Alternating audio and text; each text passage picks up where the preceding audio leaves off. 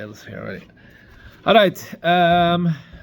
Nishmas shares again the Nishmas of Imori, Yv.b-yg.b Shlam Yosef, Any Kaparas Mishkavod. So we are holding in Daf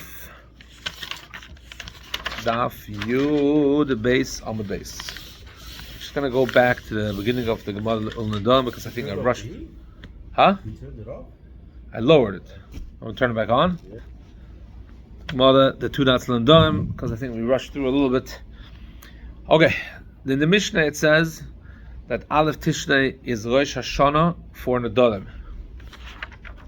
So the Gemarrah is going to discuss two things. Number one, it's going to discuss the significance. Why do we need to know that there's a Rosh Hashana for Nadarim?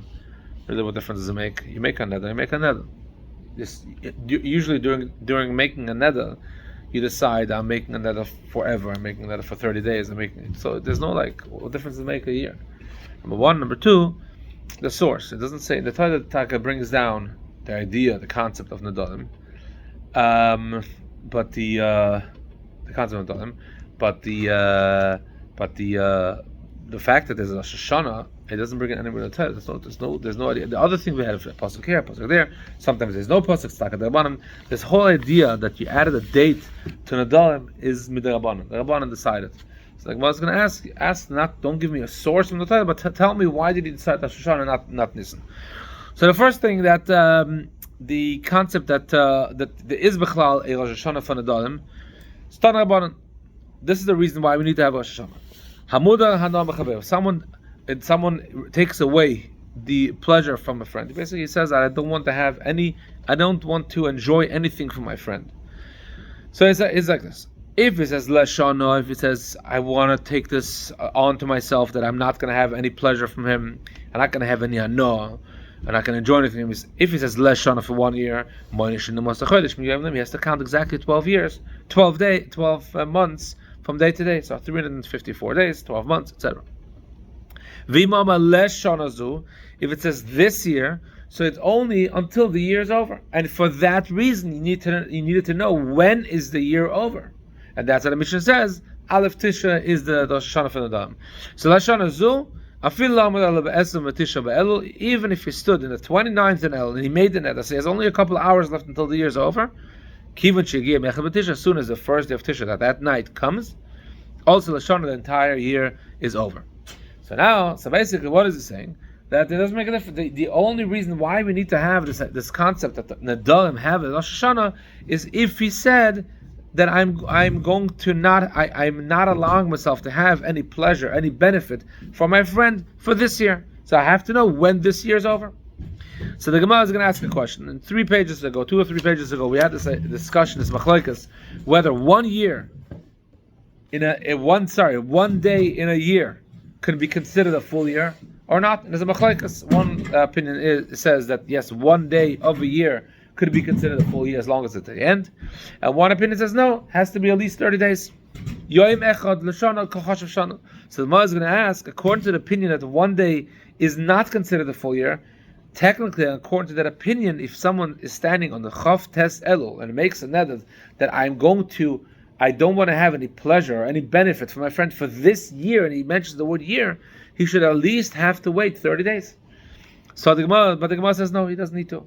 Why? Because the entire idea of nadarim, of removing the pleasure or the benefit for my friend, the benefit of my friend from me, is to cause myself to be in some kind of pain or some kind of whatever, to be mitzayed itself, to not be comfortable, and that with 1 day is enough. So the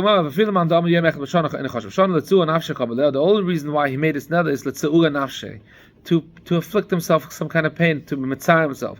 Well, it's silent for 1 day. He knows he cannot have any benefit from this friend. Okay, the Gemarrah, the Mishnah mentions that there is a Rosh Hashana l'Yidakas. The Mishnah mentioned that there is a Rosh Hashana for Ilonis. And what's the difference for fruits? Yidakas is vegetables. Ilonis is really fruits. So Chamishas B'Shvat is a Rosh Hashana l'Ilonis. Anything that grew before Chamishas B'Shvat is considered the old batch of produce, and anything that grows after is a new batch. And therefore, you can't. This is going to be Maaseh Rishon, this is going to be Maaseh Sheni. You can't mix them. And when it comes to vegetables, the same idea. Vegetables also, not when it grows, but vegetables, we said, is when he gathers it in, when he cuts it off, when he gathers it in. Now we're going to discuss a third concept, a third type of food. Kitnius. Kitnius in English, I think it's called legumes. Right? I said it right? Legumes. So kitnius is legumes. Stanan Hasam. The Gemarrah goes back to this idea. Where does kitnius fall into this whole thing? Kitnius in general, some of it is you'd have a chiyuv maybe midaraisa, some of it rabbanon. But what is considered the kitnius of this year, and what is considered the kitnius of the next year? When do you decide that now I see it growing? From now it's the old kitnius, and from now on it's the new batch of legumes of kitnius. Tanazim atilson says Rashi. Tilson is what? Rashi says, as all machlokas in the Rishonim, even Rashi himself, min tavlin. Rashi says it's a spice, fenugreek. In old French it's called fenugreek. In English, fenugreek. And it's a tiny little seed, and you crush it, and you make some kind of spice. According to Rashi, the Haggah Sabach actually asks a question here. It says the Rashi in a different Gemara mentions that the tilson is not a spice, but rather it's a kitnius. It's a legume, it's something else. And the difference, if it's a spice or legumes, is if someone says that I don't want to have hana from any spices, can he eat this legume? If someone says I don't have any enough from any spices, can he eat an onion? Onion can technically be a spice. So that's the idea. So if he's eating an onion this way, there's the onion by itself, then he could. But if it's making spice out of it, the same thing also with tavlin, with this fenugreek. If fenugreek is considered a spice, then it's one thing. If fenugreek is considered a kitnius, then it's another thing. But anyways, hatilson is kitnius, is this fenugreek. Meshatitzmach. When is this kitnius, this tilson, this fenugreek, when is it considered fully grown? That now it belongs to the previous year's batch. Meshatitzmach, when it sprouts. Hatvua, grain, vehazeisim, and olives. Mishiavishlish, as soon as they grew to a third of its fullness. This fenugreek, what does it mean when it sprouts? The answer for the Gemarrah, Meshatitzmach lezroim. So here's a machlokas Aganash and Tosfos and Ben Chananel, that it grew enough for zloim, that it has zera, has seed inside. Rashi says that if you open up the fenugreek, whatever the plant is, and you see seed inside, that's it. As soon as you see it, that is considered fully grown. And if it's before Aleph Tishrei, then it's the old batch. If it's after Aleph Tishrei, it's the new batch, and you can't mix it. You can't do ma'aseh from one another. Tosfos says no. Tosfos says that according to the Shalmi, and it says a whole thing over there, but basically that the zera, the seed that it's inside, the fenugreek, the seed of it needs to grow to such an extent that if I stick it into the ground, it will sprout and will a new whatever plant will grow. So it's not that you just see it, because that's not enough. It needs to be so fully matured that if you take it and plant it, it'll create its own life. That's the Ben Chananel and Tosfos. So the difference is the time-wise. Rashi says it's much early, but in any case, when it's ready to be planted, or when you see the seed. Hatvua v'azeisim mishiaviu shlish. Hatvua and azeisim, so when it brings a third, when a third grows. The Gemarrah is now going to discuss the entire next page, this idea that grain was grown to a third, and basically it's a very hard measurement. I mean, even the farmers probably wouldn't even really know when is it grown a third. It starts growing here, it's finished here. And it doesn't grow like day by day it grows faster, slower. For some reason, when it's grown a third, that's when the tvua, the grain, whatever grain it is, all the different types of grains, is considered fully grown. If it grew before Tishrei, it belongs to the old batch. If it grew after Tishrei, it belongs to the new batch. And the Gemarrah says, Mashiach Shlish, a third. So we have to understand, number one, give me a source, minatayla, because this is something that Tvua is something that grain is a ma'aseh minatayla. So you have to tell me exactly, minatayla, how do we know that when it's grown a third, it's considered full, and how are you going to switch the years? This is only for grain? Only grain and olives. And the next question the Gemarrah is going to ask later on, that this idea that Chachamim were able to determine when it's grown a third, it doesn't make sense. How do they know that? Okay, Zad Gemarrah. Because it either or it doesn't have it. Yeah. So and how do you know that it's grown to a third and then not a quarter, not a 2/5, and not? Okay. How do you know? So Amar Rabbi Asi, Amar Rabbi Yochanan, Motem b'Mishmei Rabbi Yosi. Rabbi Asi in the name of Yochanan, or some people say that this was said by Rabbi Yosi. Haglili Amar Kod, the pasuk says like this: Miketz Sheva Shonim, at the end of 7 years. So what's the end of 7 years? The end of Shemitah. Okay, when is the end of Shemitah? In Elul. B'moyed, when he's standing in the Yontif that comes after the Shemitah is over. B'moyed Shnasa Shemitah, it is the year of Shemitah. B'Chag HaSukkos. And here the pasuk doesn't make sense. The end of 7 years is in Elul. The following Sukkot is already not Shemitah. So why is the pasuk calling it Shnasa Shemitah? Miketz Shavashonim b'moyed Shnasa Shemitah b'Chag HaSukkos. We're standing in Sukkot and you call it Shnasa Shemitah. Fighting Gemarrah, Shnasa Shemitah ma'avidetei b'Chag HaSukkos.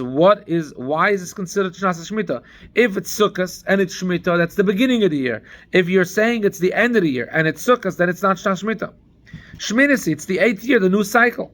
Elolei Malach, this is coming to teach you, called Tvua Shehevio Shlish B'Shviz, any type of grain that grew to a third in the year of Shemitah, Lifnei Rosh Hashana, Atanoeg B'Minik Shviz B'Shminis. In the 8th year, that is considered the grain of the 7th year, and it has to be hefker, has to be given away. Okay, and this is in the pasuk, because the pasuk says 7 years, the end of 7 years, and it goes into the 8th year, and it calls it Shnas Shemitah. So Rabbi asked Ravasi, he says, this doesn't make sense. You said that it goes into, as soon as a third is grown before the Shoshana, that would be considered. Maybe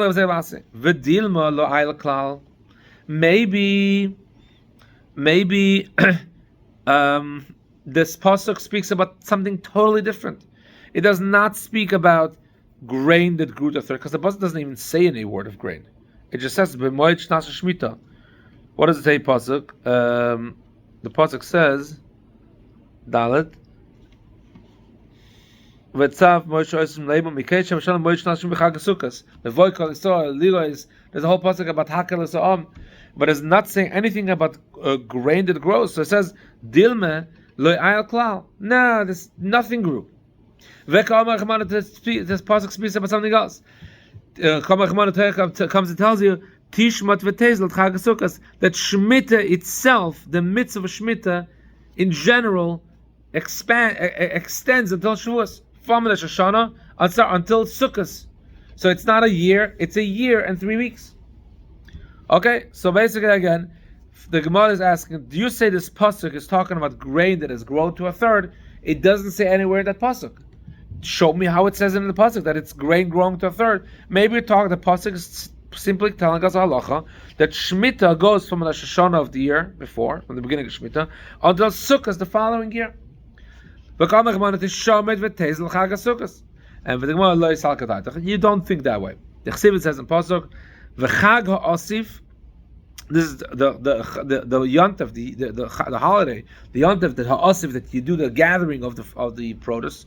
But say it's Shoshana when the year goes out. Sukkot comes at the end of the previous year. Chag ha'asif is the Sukkot, because that's the yontif that is around the ingathering, when you gather all the stuff in. My asif. So the and 1 second, and the pasuk says, so the pasuk says like this: V'chag ha'asif. But say 1 second. Oh, Chag HaKotzim, the pasuk mentions all the Yom Tovim, and the pasuk says V'Chag HaOsif and Sukkos, which is called Chag HaOsif, but it says Hashanah Be'aspecha as Masech Menasada, when you gather in all the fruits from the field. So the pasuk mentions the word Osif, gathering, twice. One of them is redundant. You don't have to say it twice. We know we're talking about the Yom Tov, about the gathering. If you want to say that it's talking about the Yontif that comes around the time when you gather in all the fruits and vegetables and produce, it says in a few seconds later, it says ba'aspecha. Elamai asif, here it doesn't mean asif, it doesn't mean gathering. Asif means katzil, when he cut down the tree. V'kim lo Rabbanon, and Rabbanon came to a conclusion, and this is what they received as a halacha, the chal tvua sheniktzor b'chag, anything that he cut around Yontif of Sukkot, b'yodua, it is a fact that it grew to a third. Why are you cutting with Sukkot? Because now it's ripe, which means before Shoshana it was fully ripe until a third. So here, Maseches Rosh, he calls it at the end of the year. Now we know we're standing at the end of the year. We're calling it Maseches Rosh. We're calling Chag Asif, which means the yontif that you cut things that are that have ripened to a third before Rosh Hashanah. So this is what the pasuk is saying. Miketz Shavashana b'moed Shemitah is talking about grain that finished growing to a third before Rosh Hashanah, and now we know that grain that grows to a third, that is considered the old batch, and anything after Sukkot, if it hasn't grown, is considered a new batch. So again, the Gemarrah is basically trying to establish the fact that the Mishnah said that Tavua, grain, and Zaysim, olives, when are they considered the old batch as soon as they grew a third, and that cutoff date is Rosh Hashanah. And where would you learn it from? From two psukim, and the fact that this Chag Asif, which it can be gathering, because it says the pasuk later on gathering. Chag Asif here means cutting off, and the Rabbanan have received that if you cut it off by Sukkot's time, it must be that it grew to a third. Rabbinic is going to ask a shocking question that basically, and Rabbinic is going to answer him in that way that undermines everything the Chacham came to say over the years. Every time the Chacham came and said a measurement, a time measurement, a weight measurement, whatever measurement it was, the Chacham had it from somewhere. And Rabbinic is asking a question on the entire foundation: where did the Chacham come up with this idea? Just by this, that it has to grow a third, or Bechlal? Do the Rabbanan really know when it reached a third and when it didn't reach a third, for them to be able to say that if you're cutting it off Sukkos, it must be to reach the third? Do the Chacham really have that much agricultural knowledge to say that? I turned to Rabbi and asked him, Lava Minuch, did I not tell you once? Do not take away your neshama. Basically, do not focus on anything else besides learning the halacha the way it is. Don't dig into a place where you don't belong. What are you going to question the Chacham over the generations that came with measurements? You're taking away the entire foundation. Kol midas chachamim kenu. All the midas, all the measurements that the Chacham came up with is like that they know exactly what it is, and he's going to ask it in an interesting way, and he's going to basically prove it in an interesting way. It says there's a halacha that in order to be toivel and become toivel in the mikvah, the mikvah has to have 40 saw. What if the 40 saw is missing 1 cup of water? Why did the Chacham say 40 saw? Because an average human body fits into a pool that has 40 saw. What if the pool is missing a cup of water?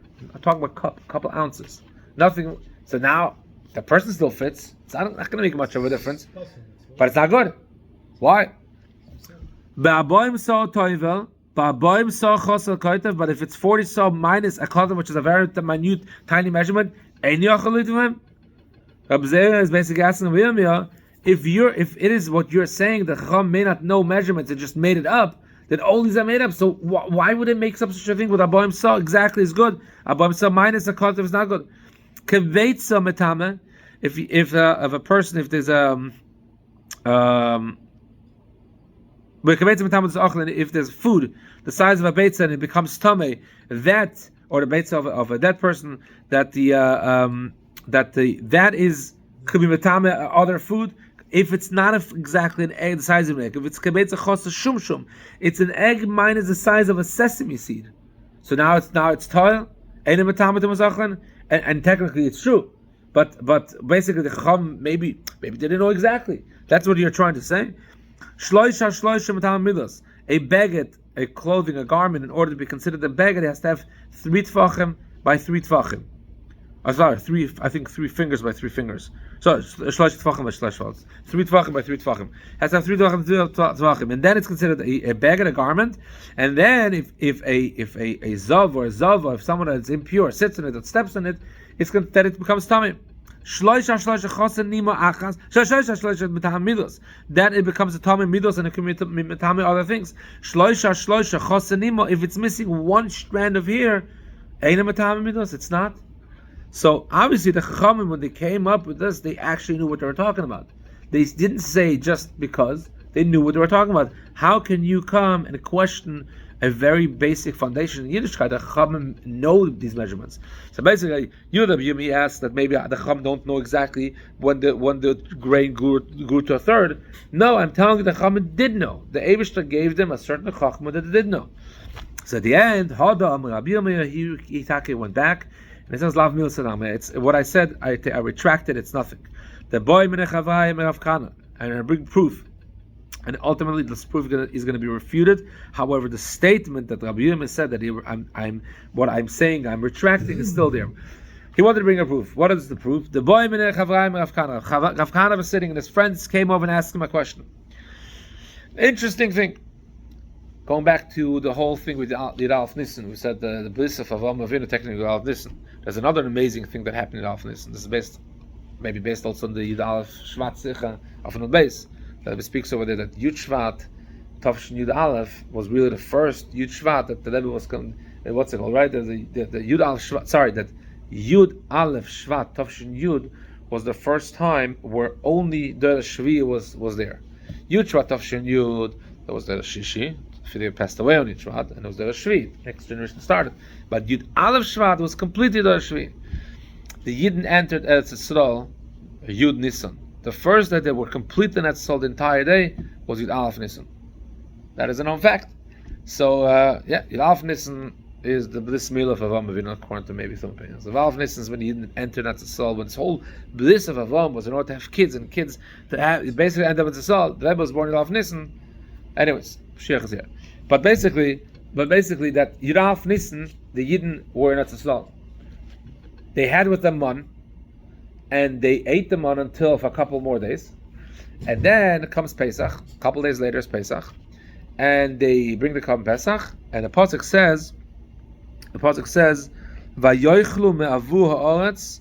They ate me'avu from the grain of the land, mimochas Pesach, the morning after the Pesach was brought.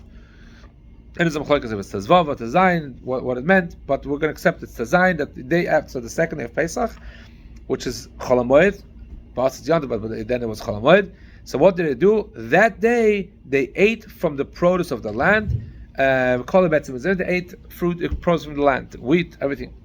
And the basic Gemarrah is saying that why did they only eat that day and not the day before? Why didn't they eat Erev Pesach? Because it was new produce, and they had to bring the Korban Oimel, and they only brought the Oimel.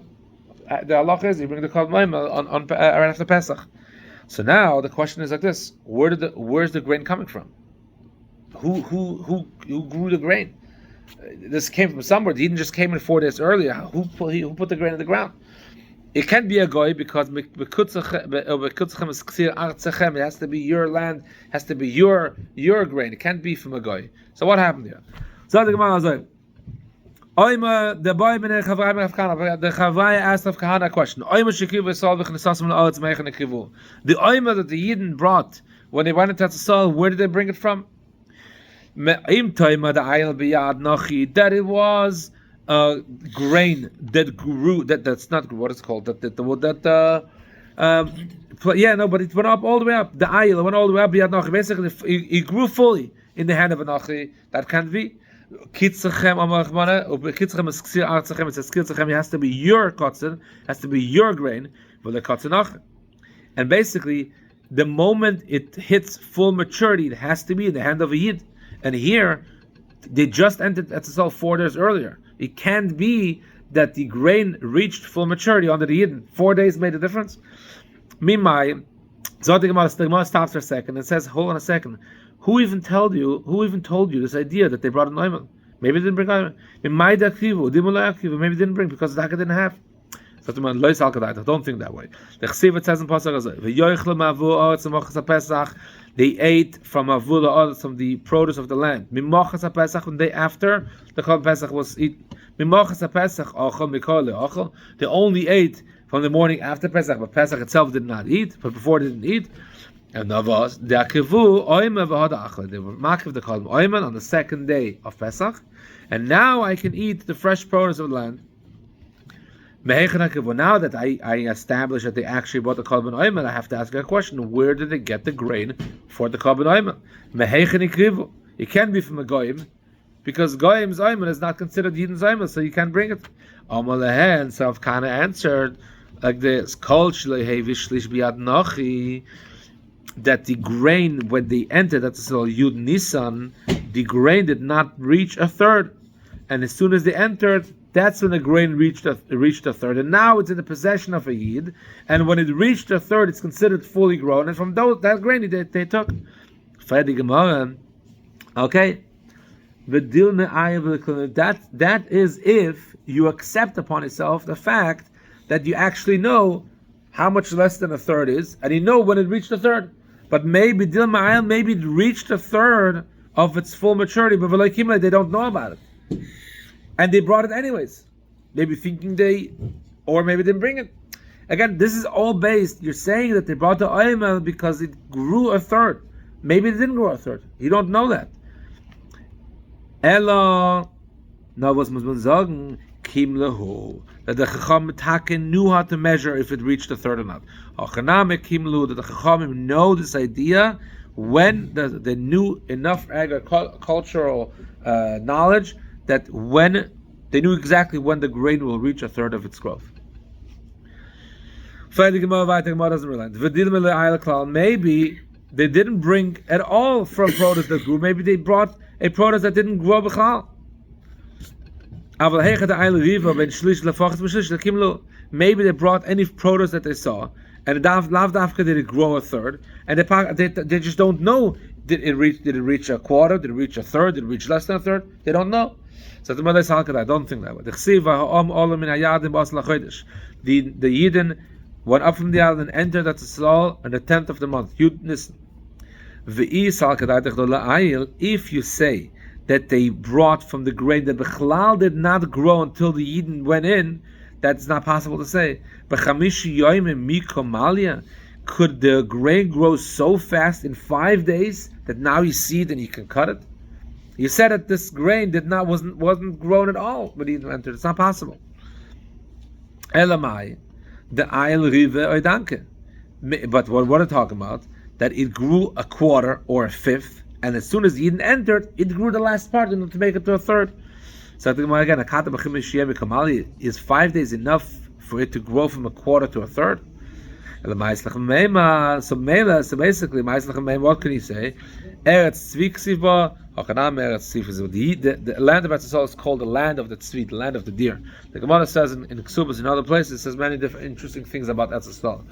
One of the famous statements is that just like the Gemarrah asked the question, how is it possible that so many Yidden lived in Eretz and the land is tiny? And now you even see there's millions of Yidden, and there should be space for more. The Gemarrah says that Eretz is called Eretz Tzvi, which is basically just like a deer has skin, and if you take off the skin and you look at the skin and the deer, it doesn't make sense. How did the deer fit into the skin? But if you put it back on, the skin stretches. The same thing also stretches, physically stretches, and that's one way you use the word Eretz Tzvi. Eretz Tzvi is also what Tzvi is a deer. A deer runs fast. Everything that's soil grows fast. So it could be possible that the grain grew in 5 days, enough for it to become full. That's the answer. So basically, again, a third. So from a fourth, from a quarter to a third, basically grew a little bit, but it grew in order to make it now produce that grew to its maturity to be considered a full produce under the Eden. So basically, what it's saying is that there is no real proof that the Chacham actually knew from here. We have to accept that the Chacham knew it. We don't exactly. The produce grows fast. I don't know. But Rabbinic actually agreed with Abzed and said, yes, you're right. The Chacham knew what they're saying, and that's it. So basically, this is all to tell us, going back to our Mishnah, that what? That Tvua, grain, and Zaysim is considered full maturity as soon as it hits a third of its growth. And if that happened before the Shoshana, that will be considered old produce, old grain. And if it happened after Shoshana, it's a new grain. Maskivla Rab Chanina. So, and what does the Gemarrah say? And where do we learn this idea of third? We mentioned two pasukim. One pasuk in Miketz Sheva Shana Moed Shnas Shemitah B'Chag HaSukkah said it's the end of 7 years, but you're standing in Sukkot and you still call it Shnas Shemitah. And what did it tell you? That if it grew a third before the Shoshana, that produce is considered Shemitah produce and he can't use it. And then the Gemarrah brings another pasuk to strengthen this. And there's Chag HaOsim, it says Shoshana, that the Yontif of gathering at the end of the year, which is Sukkot, and the Gemarrah says it can't be called the gathering in literal sense, because the pasuk later on says be'osbecha is tvuas haaretz. So this Chag HaOsim means cutting, means kotzel. So the Gemara asks on this Masechta V'chanina, or mi matzis amas the osef kotzel. How can he say that this osef that we mentioned in the beginning of this page is considered cutting and not gathering? V'chsiv, it says another pasuk be'osbecha migonecha mikvecha. And we learn that this pasuk says it says be'osbecha. It says another pasuk. And what is it coming to tell you? It's coming to teach you that in that yontif of sukkahs, what can you use to make a sukkah, schach, something that is alma b'psoilis goyer and v'yekav. When they used to thresh the wheat and the grain and the wine and the grapes, so whatever was left on the floor of the threshing floor, the leftover straw, whatever it was left over, that you can use. It's not food, so it's not makabel tumah. You can't accept upon itself tumah, but it's also gedulah minot. It grew from the land. So the pasuk is teaching you that what can you use for schach? Something that grew from the earth, gedulah minot, and it's not makabel tumah. That's what the pasuk is teaching us. So how can you say that the pasuk is saying Chag HaOsim means cutting? We see it in a different place, but osbecha means the leftovers, and that teaches you what you can use for sukkah. For sukkahs.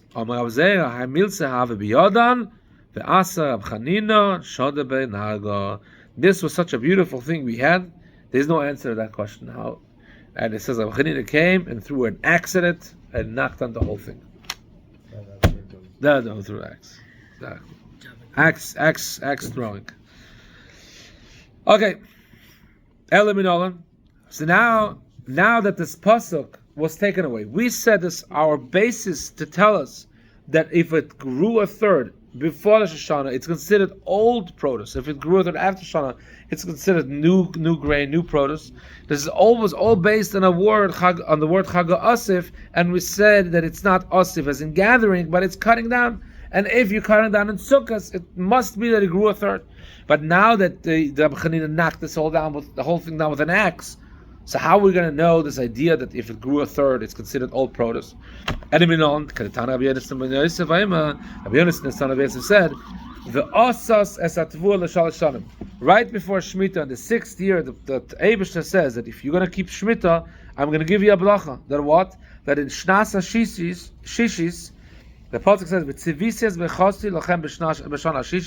I'm going to command that you should have a blacha, you should have a lot of grain in the 6th year. You're going to have grain enough for 3 years. Why? Because you need to have grain for that year, for the 6th year. You can't plant anything in the 7th year and reap anything in the 7th year, so you need to have for 6 and 7. And because you can't plant anything in the 7th year in order for it to grow in the 8th year, so therefore also the 8th year need food. So the 6th year there was enough for all 3 years. So what's stated?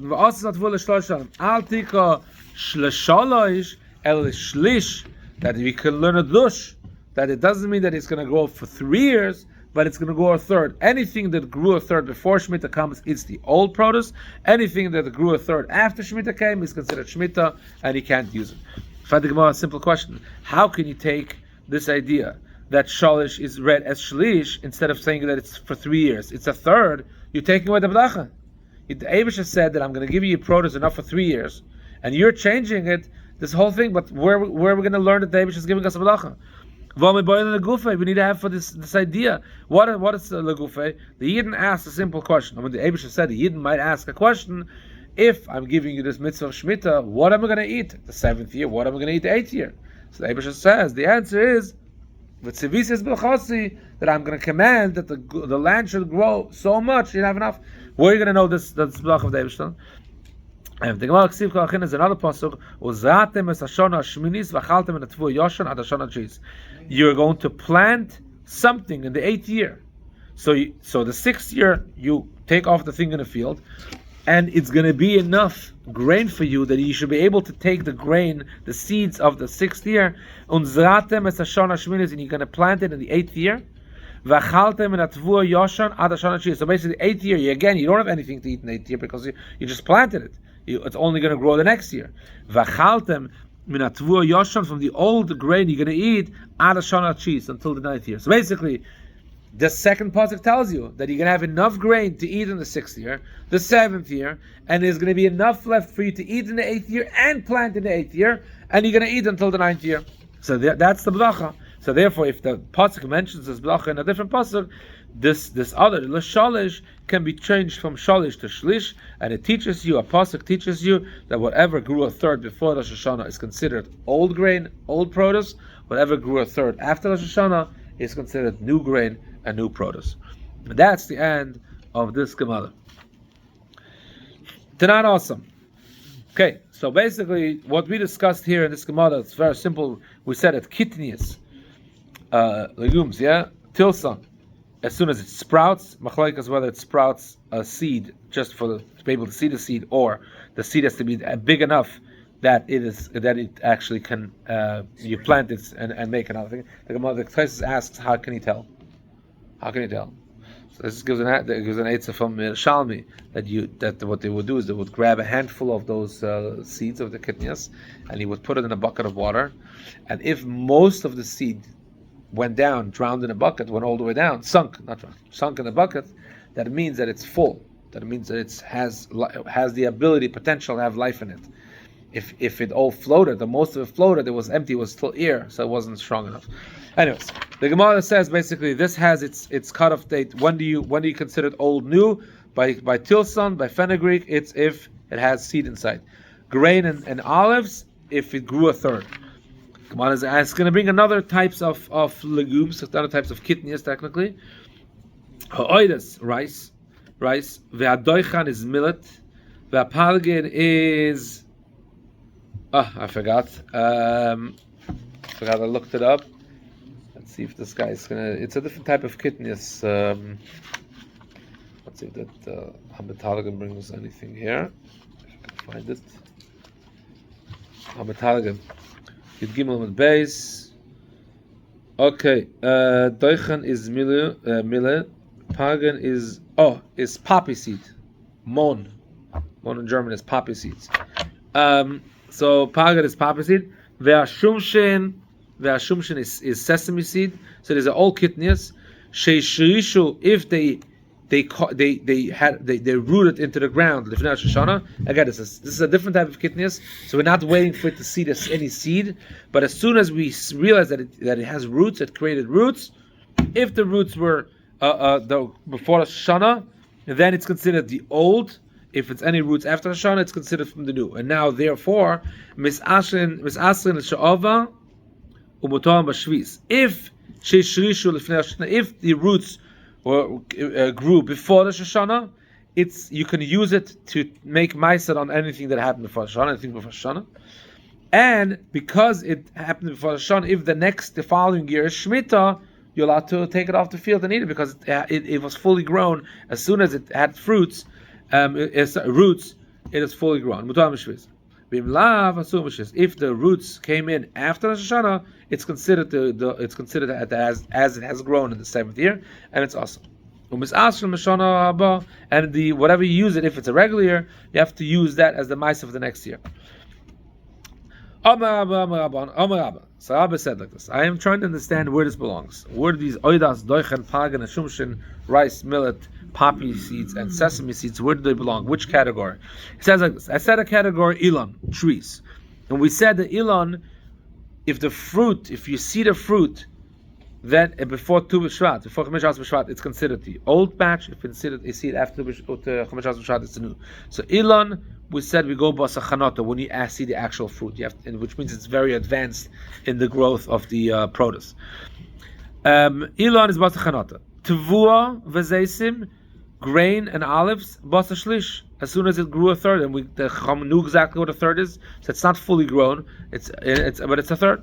Yerek, basalikita, and we said vegetables. is as soon as you take it off the field. So we have 3 different types of produce. Everyone has a different date when the cutoff date is, if it's the old or the new. By a tree is as soon as you see the tiny bud of the apple or the fruit. By tvuah, it has to have grown a third. And yedek is at the end when you gather it, when you take it off the field. But now the things we mentioned now, oilers, rice, millet, poppy seeds, and sesame seeds, where do they belong? Hano keman shavinu. Where does that belong? Keman shavinu rabbanon. Rabbi himself answered the question. Because these type of rice and doichan and millet, because they are created plachim, which means piece by piece, small amounts. As what was the issue? The issue is when it comes to rice and it comes to millet, poppy and sesame seeds, they wouldn't harvest an entire field, because it's a lot involved. You have to take it out of the thing, and you have to take out the rice out of the flowers, out of the growth. So it was a lot involved. So they did piece by piece, small pieces by small pieces, small parcels of land by small parcels of land, and they made heaps small. They worked piece by piece in the field. So because it's osim prachim, because they all worked in different times, so what would happen is, if you go according to the harvesting, everything gets harvested at a different time. You could start harvest on Elul, and it's so much to harvest, you go to Sukkot. So you don't know which produce. So they said, you know what, we're going to make a different date, and the date is going to be simply when it has roots. So now it doesn't make a difference when you take it off the plantation. And we're going to finish with this. I can give you a very simple solution. Why do you say that you have to change the date when it's the old rice, and now when it's the new rice? Basically you're basing that on when it has roots. Make it a different thing.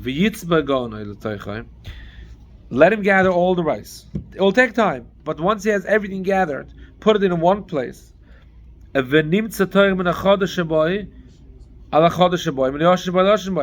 should he do? Gather everything in, mix it up really, really well.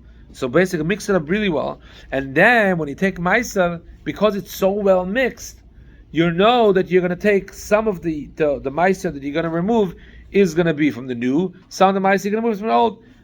That's what he's saying. When he removes the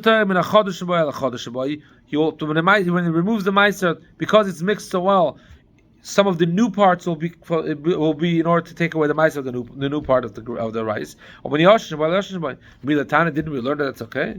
Rabbi said in the name of Rabbi Shimon Shazuli, Pula Mitzri, Pula is also a type of grain, a type of seed, Shazar Lezera, that he planted it so that it should create seeds for eating, and it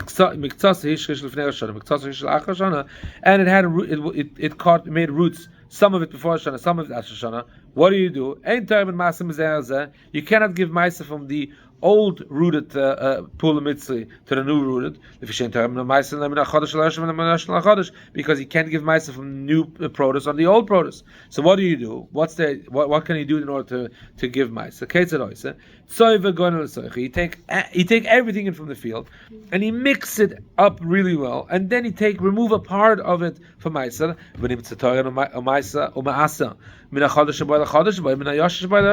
Says like at you can take all this pula mitzvah, this type of seed, and bring it and mix it up really well. And when you remove the maisa, because it's mixed up well, we rely on the fact that in that mix you will have part of the new pula mitzvah and part of the old pula mitzvah, and you'll give maisa on that.